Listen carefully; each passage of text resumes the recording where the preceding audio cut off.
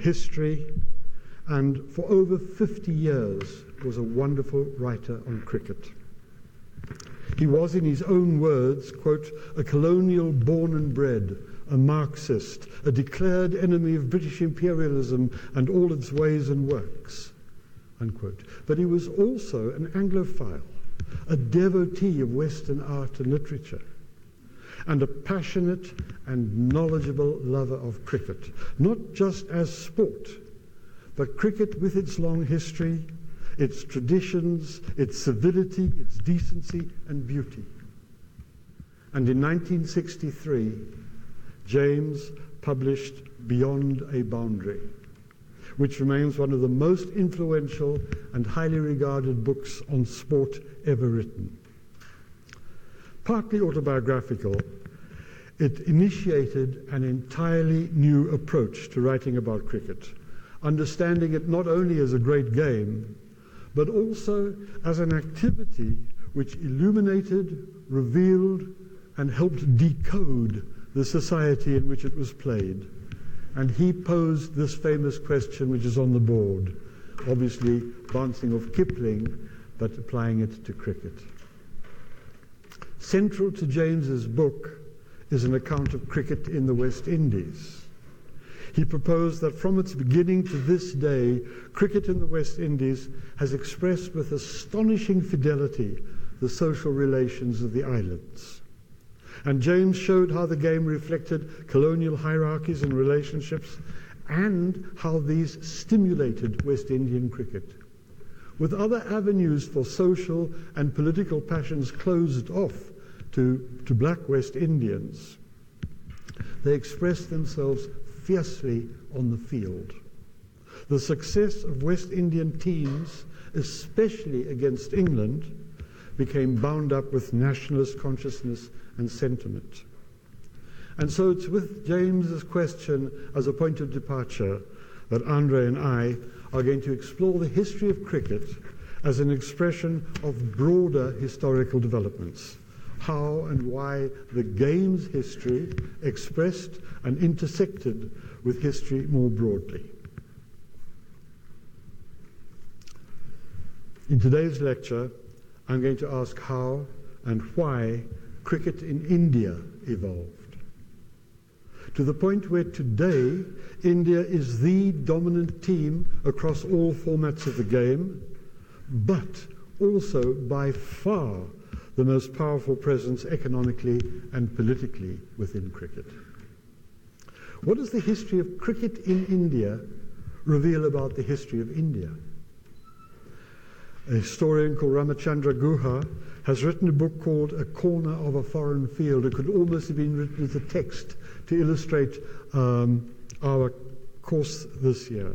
And he writes, cricket has always been a microcosm of the fissures and tensions within Indian society.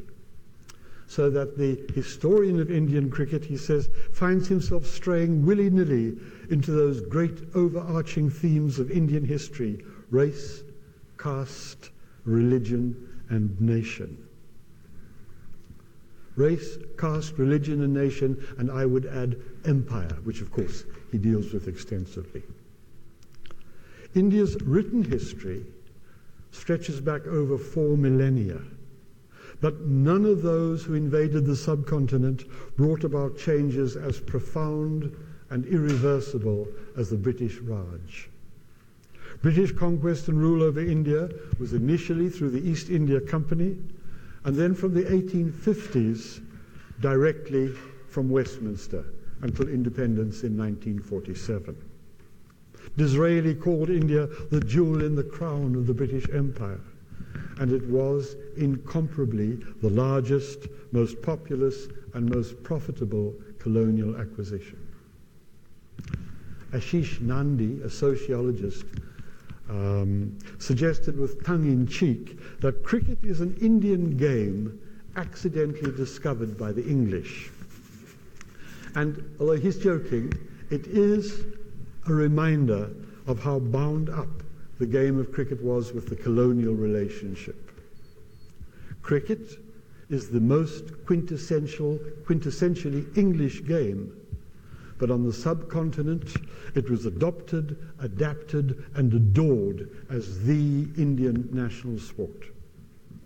And throughout that process of adoption and adaptation, cricket mirrored the complex relationship between British rule and Indian subjects. The cricket field in India was a field of imperial power, but it was also a stage on which Indian nationalism and resistance played out. Initially, the late 18th century and the first half of the 19th century, cricket in India was played entirely by British settlers, officials, and soldiers. Wherever troops were stationed, pitches were laid out for their recreation. The first cricket club outside England was founded in Calcutta in 1792. And the game also took hold at the other great port cities, Madras and Bombay. And it was in Bombay, on the west coast of India, that Indians first played the game. Specifically, it was the Parsis of Bombay who took up cricket. The Parsis had fled from Persia, modern Iran, with the coming of Islam, and had settled on that west coast of India. They retained their religion, Zoroastrianism, and their own customs and traditions. They lived in India for centuries without ever becoming wholly of it. By the time a British presence was established in Bombay, Parsis were already known for their penchant for commerce, trade, and manufacture, and they became natural collaborators with company rule, assisting the British and then benefiting from these links. They were closer to the British Raj than any other Indian community. And so it's not surprising that Bombay's Parsi community, adept at copying and cultivating whatever their new rulers did, took to cricket on their own initiative. The first Parsi cricket club was founded in 1848. 2 years later, the Young Zoroastrian Club was founded, and it still exists and plays today. And about 30 clubs were founded in the 1850s and 60s, funded by the wealthiest Parsi families, especially the Tatars and Wadiyas. Today, of course, the Tata industrial empire includes British Steel and Jaguar Land Rover. In addition to property, textile, and airline empires, the Wadiyas own an IPL cricket team. But in the mid-19th century, this emerging Parsi bourgeoisie welcomed cricket as another way of strengthening their ties with the overlord. And the rapid growth of Parsi cricket was it took off quite remarkably, lit a touch paper for the other Indian communities in and around Bombay. By the 1860s, Hindus began playing the game.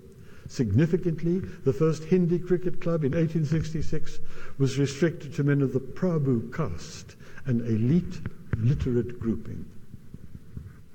At elite schools in Bombay, cricket teams took shape amongst the boys, again on communal or sectarian lines, Parsi teams and Hindu teams. They played on the Maidan, the only large open space available for recreation. A Parsi mayor of Bombay, who later became president of the Indian National Congress, wrote in 1858, "There is no more agreeable sight to me than of the whole Maidan overspread by a host of enthusiastic Parsi and Hindu cricketers, keenly and eagerly engaged in this manly game."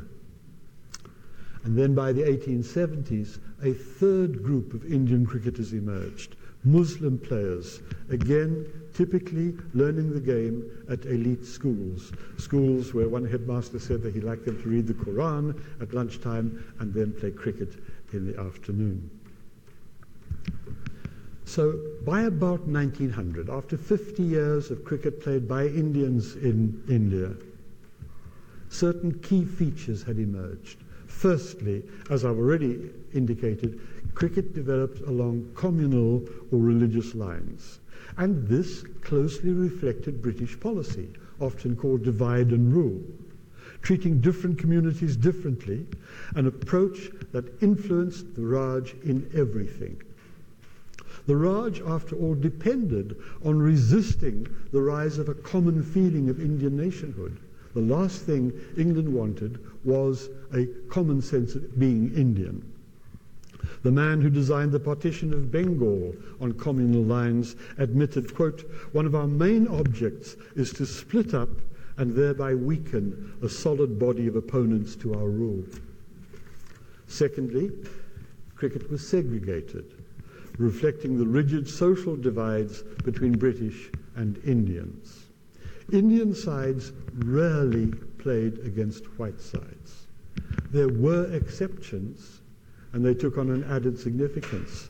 In 1890, a Parsi 11 defeated a touring amateur side from England, including Lord Hawke, and this was an event regarded as a blow to the prestige of the empire on both sides of the racial divide.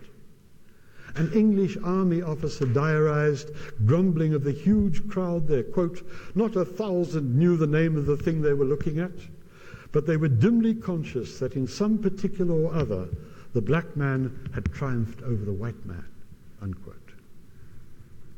Thirdly, Indian cricketers were drawn almost entirely from better off, educated families, and the elite schools in which English was the language of instruction were a key source of young cricketers. And fourthly, it was emphatically an urban game. By the end of the 19th century, the game was beginning to move beyond Calcutta, Bombay, and Madras, but to other urban centres, Bangalore, Lahore, and Nagpur. I'm now going to turn to the history of Indian cricket between 1900 and 47, the year of independence. And I'm going to cover these years by looking at princes, politics, and players. In the early decades of the 20th century, Indian cricket acquired considerable new dynamism and momentum from a source entirely unlike those which had nurtured the game for the previous 50 years. The new patrons of the game were local potentates, princes, rajas, maharajas, nawabs, nizams, rulers of the princely states. Because within British India, there were about 560 princely states recognized by the Raj. They ranged in size from Hyderabad, larger than France, to tiny entities. The rulers had sweeping powers over their own subjects, but were by and large staunch supporters of all things British.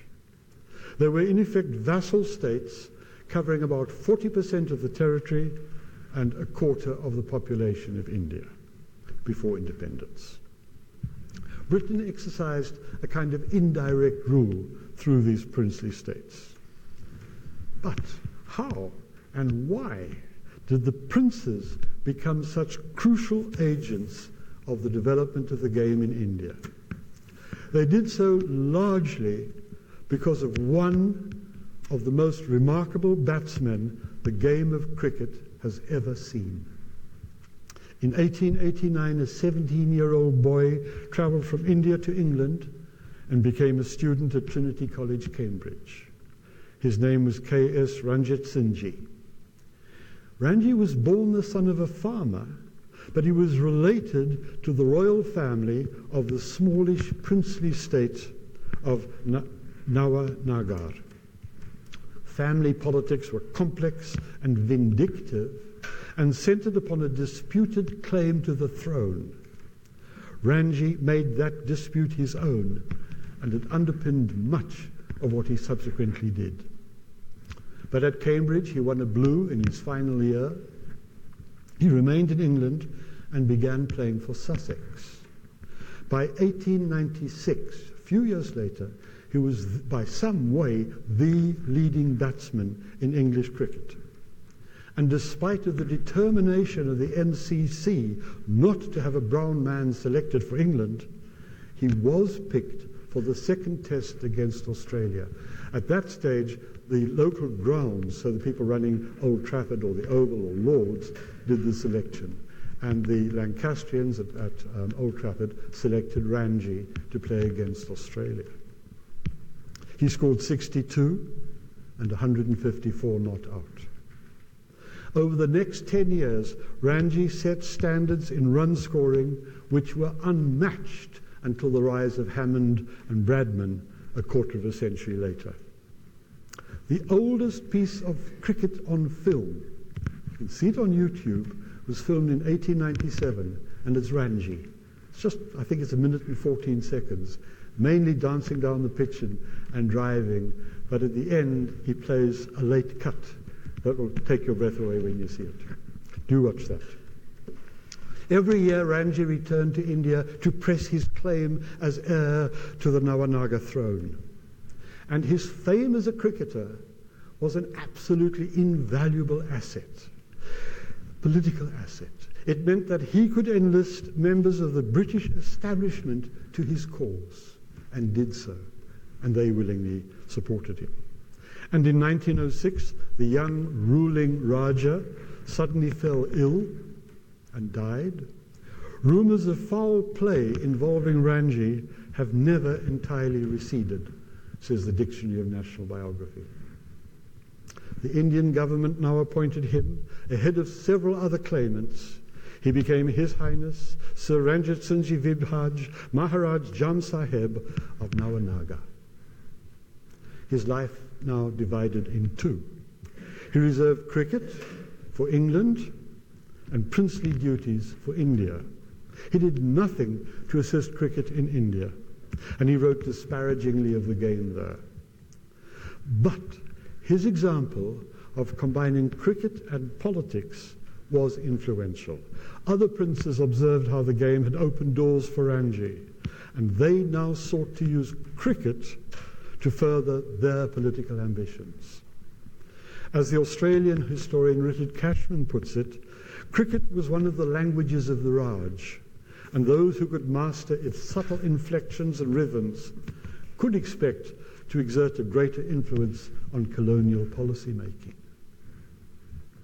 Now, none of the princes had Ranji's skills, so they attached themselves to the game in different ways. Above all, as active sponsors of the game. They laid out fields and pitches and built pavilions.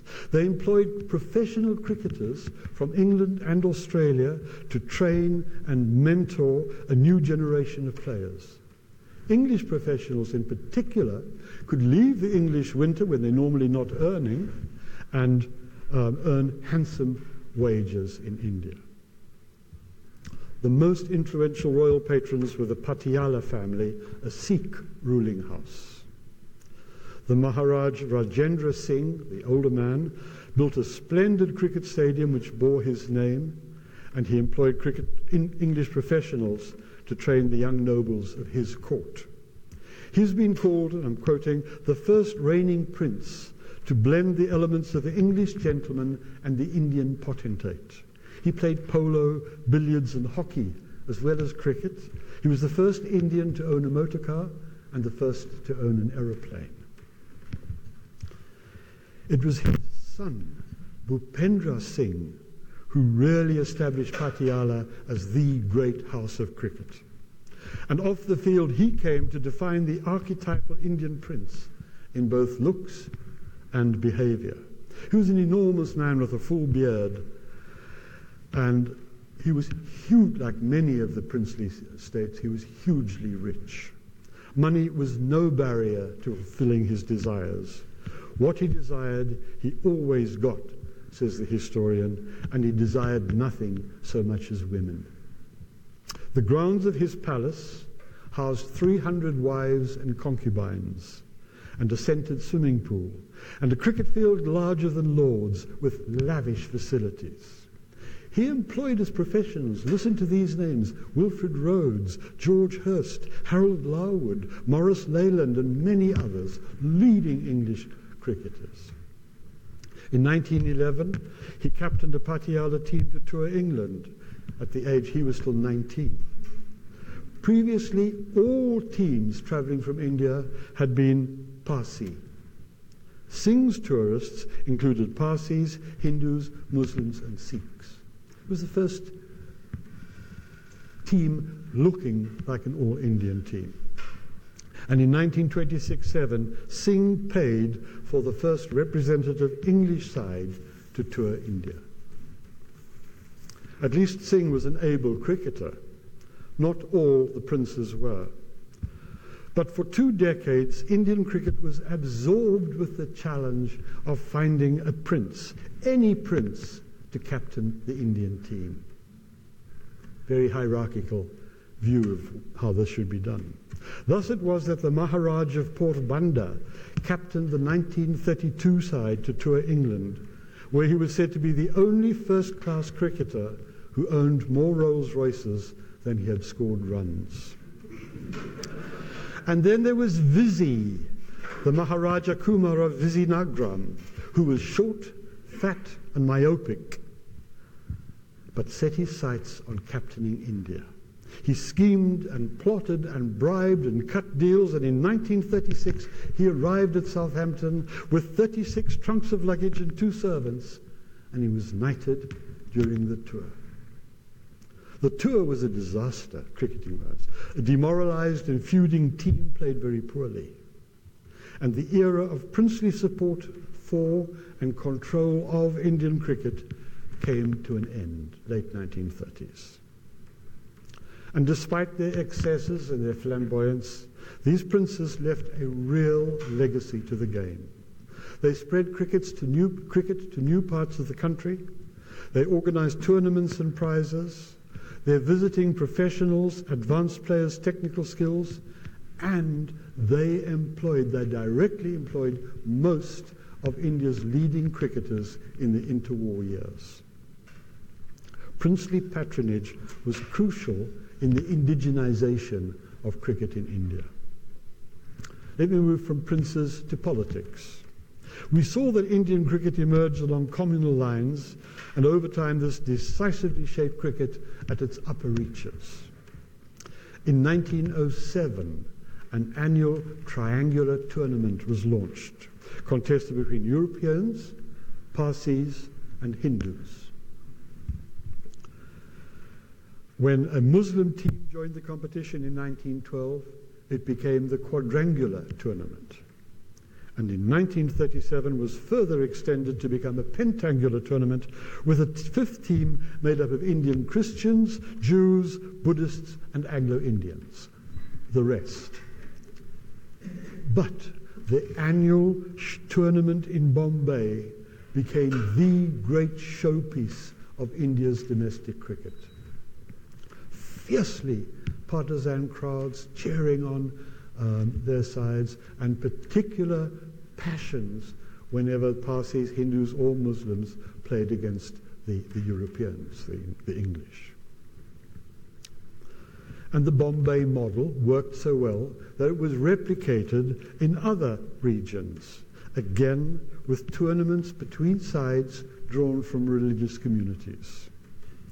Cricket prospered, remarks the historian Mihir Bose, not because the different communities mixed, but because they did not. Competition, not cooperation, was the spur. And as we shall see, tournaments of this sort did not so much promote communitas, a sense of joint belonging, as act for a conduit for politics.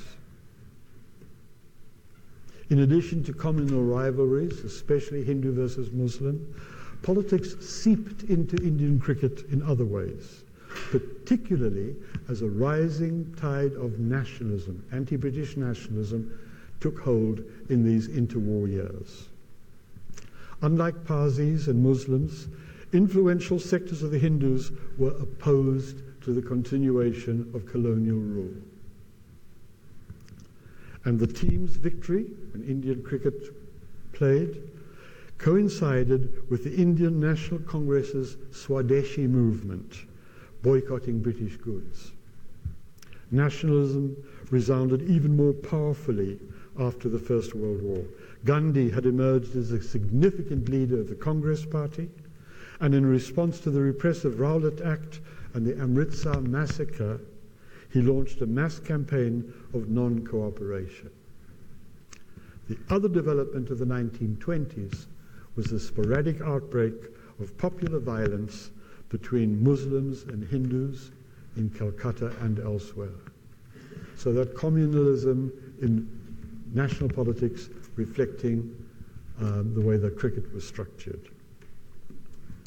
In 1926, the West Indies, New Zealand, and India were admitted as members of the Imperial Cricket Conference. That is, they became test-playing nations. In response, India formed the BCCI, British Cricket, I can't think of it, British Council of Cricket in India, I think it is, BCCI, set up in order to direct the game in India as the MCC did in England. The quadrangular tournament continued as the annual showpiece of cricket, but increasingly was played out under the shadow of politics. Critics warned that communalism threatened the unity of a nation in the making. The Congress-supporting Bombay Chronicle warned in 1929 that the quadrangular, quote, is, to put it plainly, a communal tournament which in the best interest of absolute nationalism need not exist. Nationalism and communalism in tension with each other. Weeks after the final of the 1929 quadrangular, Gandhi took his independence pledge, denouncing the British, quote, for having ruined India economically, politically, culturally, and spiritually. And he then began his slow, stately march to the sea in order to collect salt, breaking an archaic law that prevented Indians from making salt. It was the launch of Gandhi's civil disobedience campaign, and it had a direct influence on cricket. The quadrangular tournament was suspended, didn't take place for another 4 years, and a scheduled tour to India by England was hastily cancelled. When a replacement series was arranged for 1932, several Hindu cricketers withdrew in support of Gandhi. In the 1934-5 season, the BCCI launched the Ranji Trophy, a regional competition. Right? But during the same season, the quadrangular was resumed. The idea of the regional competition was that it would cut across communal lines. On the field, Hindus and Muslims met in the quadrangular finals in both 35 and 1936. And off the field, tensions between Congress and Jinnah's Muslim League intensified, with further outbreaks of rioting and communal violence. The first pentangular tournament was played in 1938. Muslims beat Hindus in the final, and it was the same year that Jinnah persuaded his followers that Congress was anti-Muslim, and he toured the country campaigning against Congress Raj. In 1940, Congress, again tried to stave off communalism, elected a Muslim as its president.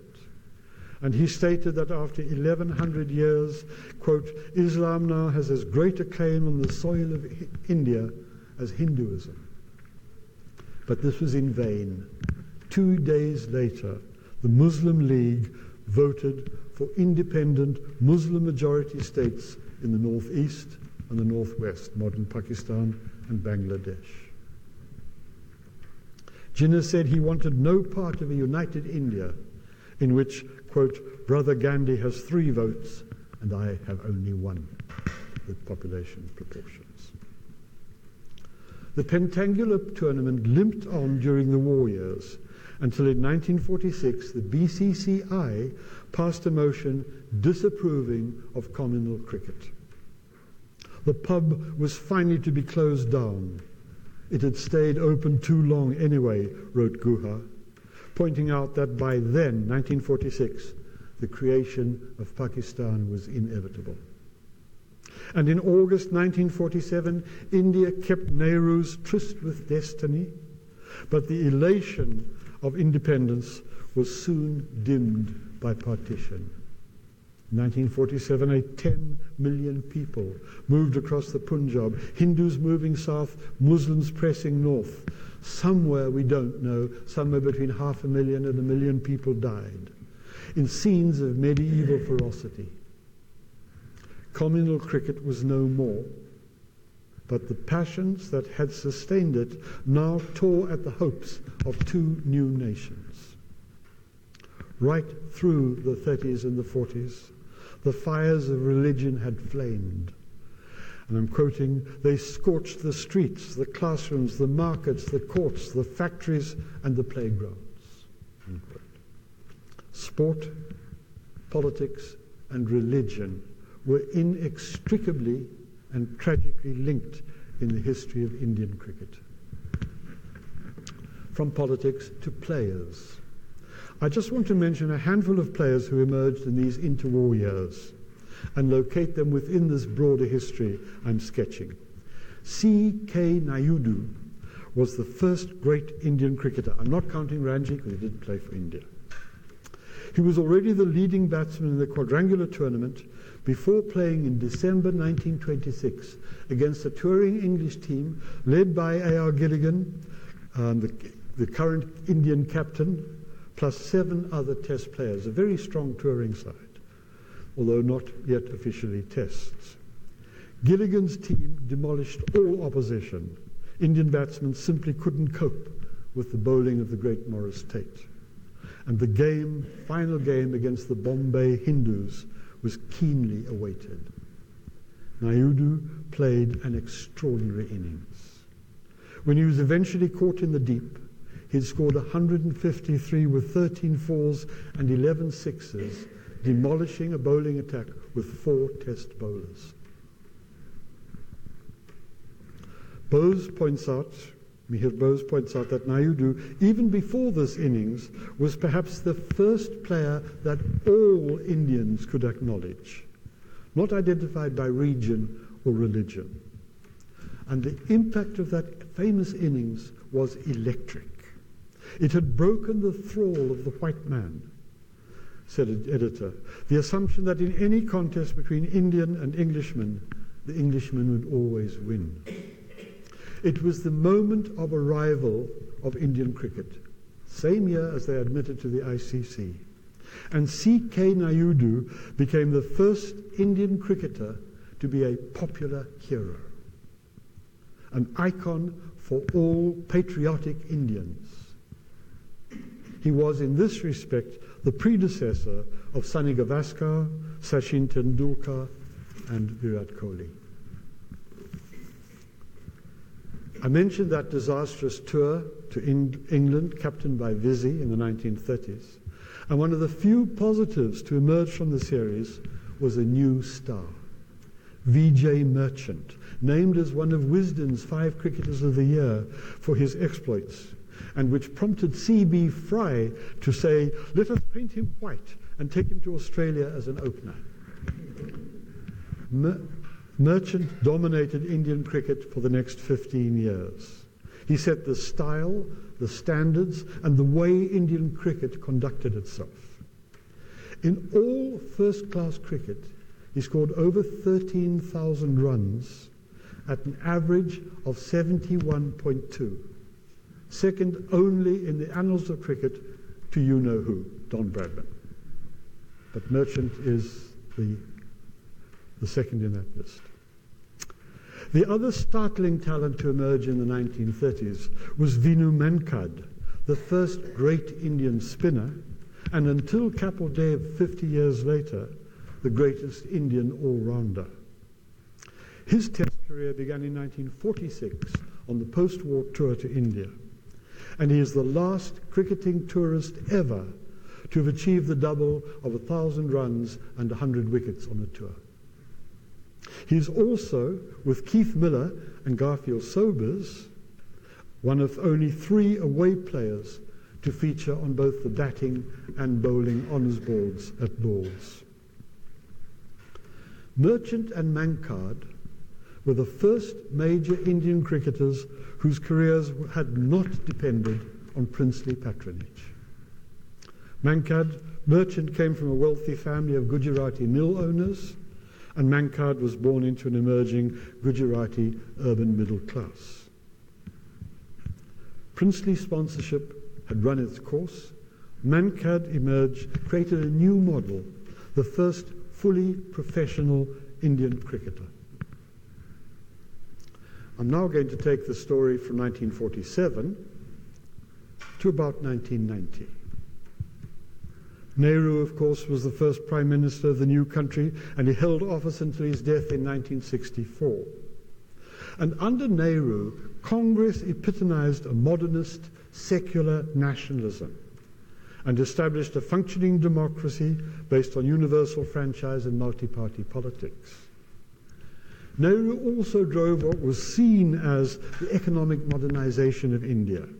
Based on the prevailing assumptions of mid-century, this meant a series of 5-year plans and an emphasis on industrialization: coal, steel, electricity, chemicals, and machine making. And to provide the engineers and the managers needed for this rapid economic growth, Congress invested heavily in India's small, Anglophone, English-speaking middle class.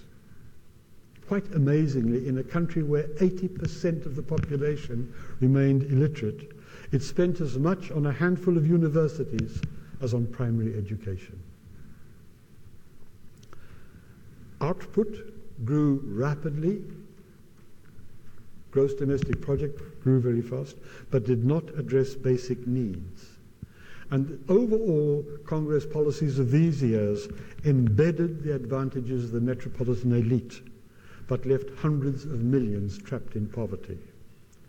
India was a democracy in which power and wealth was controlled by a tiny elite.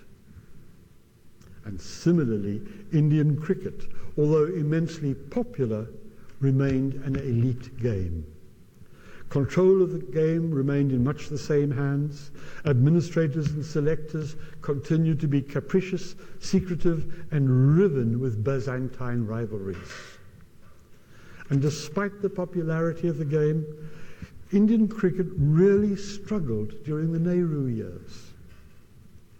India did not win a single test match until 1952, when it beat what was really a second 11 English touring team in India. But this was followed by years of such poor performance that for a time India's test status was seriously at risk. Between 1959 and 1968, India lost 17 consecutive overseas test matches. There were a number of reasons for the weakness. There was the psychological damage inflicted by Fred Truman in 1952, which is another way of saying the unpreparedness of Indian batsmen to cope with the green seamers that they encountered overseas, a bit like Centurion. And then poor leadership and capricious selection all fed into this. But the main reason, says one historian, James Asthill, the main reason for the team's underwhelming results, quote, was simply that it did not represent the nation. Although cricket's fan base was spreading rapidly, the Indian side's talent pool was stagnant or even shrinking. Indian cricketers continued to come almost entirely from the ranks of the English-speaking urban elite. 143 Indians played Test cricket up till 1979. Over half of them had a university degree, compared with about 1% for the population as a whole. Cricket was simply not a viable career for poorer Indians.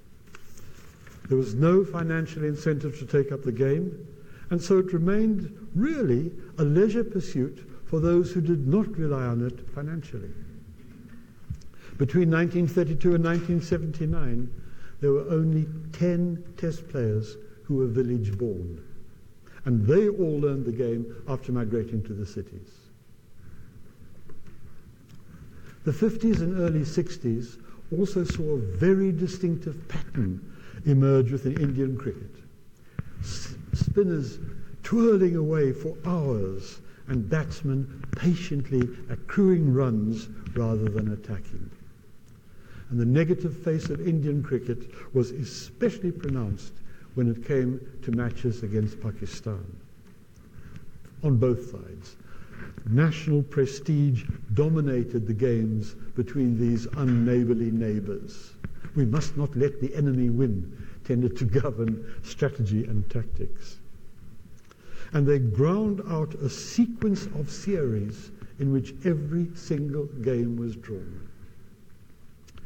Finally, this dour approach was altered with the rise of a tiger, as he was nicknamed, the Nawab of Pataudi, captained India between 1963 and 1975, and he is still, I think, quite properly remembered as redeeming Indian cricket, rescuing it from that woeful defensive mode of the 1950s.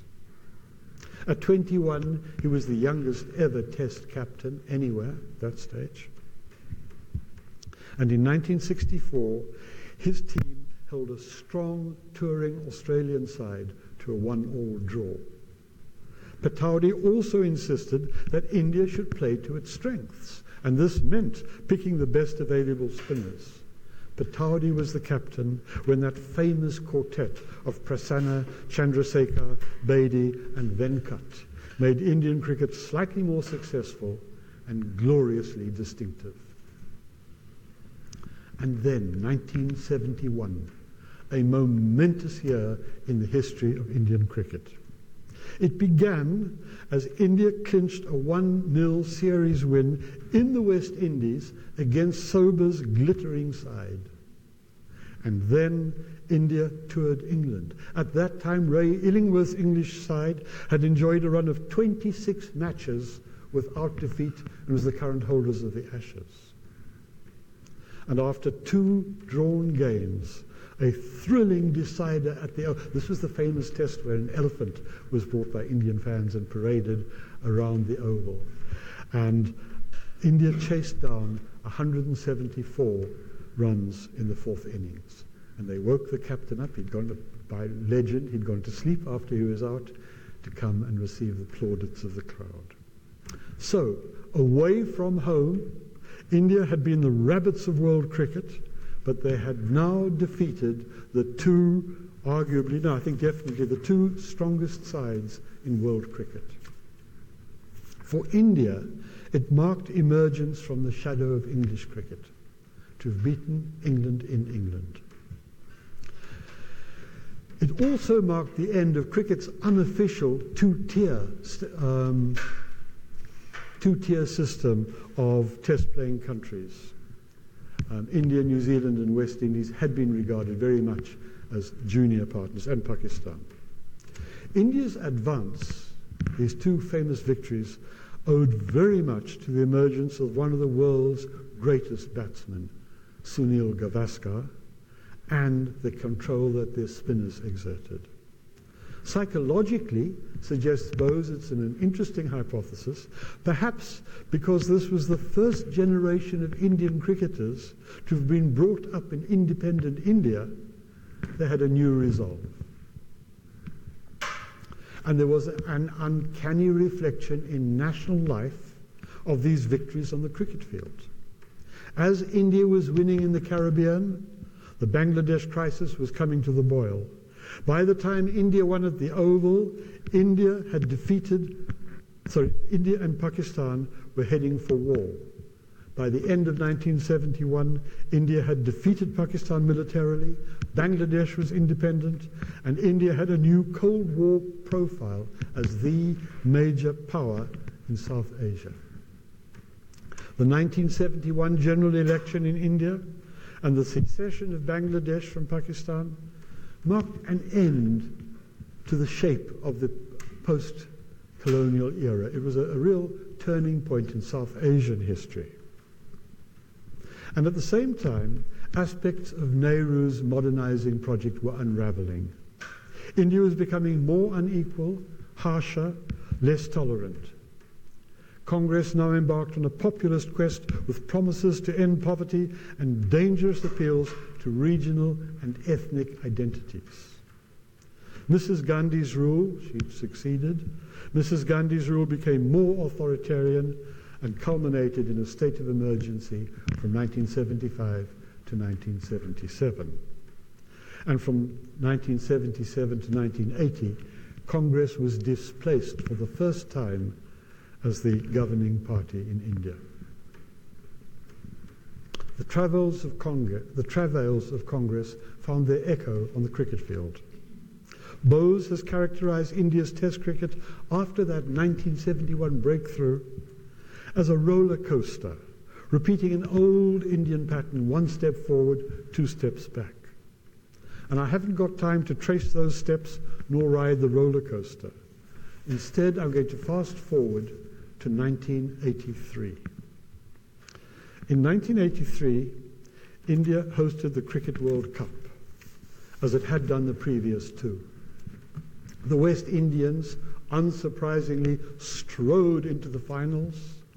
Their mighty team had won both previous World Cups. And unexpectedly, their opponents were India, judged 66-1 outsiders by the bookies. And quite reasonably, in their two previous World Cups, India had won a single game against the minnows of East Africa. The Windies team on that day included Greenidge and Haynes, Richards and Clive Lloyd at the top of the order, and the bowling battery of Marshall, Holding, Roberts and Garner. And yet, it was Kapil Dev's team that prevailed. India, relative novices in the one-day game, were unexpectedly world champions. Incidentally, Kapil Dev's presence as Indian captain was significant in ways beyond his achievement as one of those great four all-rounders of the time, Hadley, Botham, and Imran Khan with Dev. Because Kapil's family was not dirt poor, but by the exclusive standards of Indian cricket hitherto, they were parochial and unpolished. He spoke English clumsily and unwillingly. He was the first Indian captain to use an interpreter at press conferences. And in this way, Kapil augured another watershed in Indian cricket, an end to its dominance by the metropolitan elite. A new breed of hungry, lower middle-class cricketers would soon begin emerging from India's smaller cities and from its furthest corners. Kapil Dev was their patron saint. It is virtually impossible to overstate the importance of that World Cup victory in 1983. It was not only a watershed for Indian cricket, but for the game globally. It impacted immediately on the BCCI, the dowdiest and dustiest of bureaucracies, administratively inept and almost permanently poor. It was so poor and so unprepared that night that they won the World Cup, Kapil and his team celebrated in a wimpy bar in Piccadilly. The board had previously been lukewarm at best about the one-day game. It was irrelevant, sniffed the chairman, before '83. But now, the BCCI became an ardent fan of the format, with all the zeal of a recent convert. In the previous 9 years, India had played 48 ODIs. In the next 9 years, it played 134. The BCCI had realized that it could earn as much from ticket sales from a one-day international as for a 5-day test. India won another one-day competition in 1984 when the Sharjah Stadium was opened in the United Arab Emirates and staged a new All-Asia Cup, India, Pakistan, Bangladesh and Sri Lanka. This was the brainchild of a cricket-mad construction billionaire and an extraordinary commercial success. There you are in the UAE, building cricket grounds.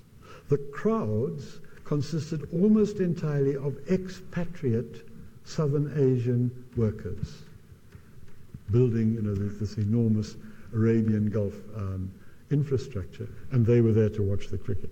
But, as well as them, the games also attracted the Indo-Pakistani glitterati, politicians, Bollywood stars, and Bombay gangsters. In the next 2 years, India won 2 more one-day trophies, and the association between cricket and national pride became more explicit. In 1984, the new treasurer of the BCCI was Jagmohan Dalmia, who would rule Indian cricket for the next 20 years.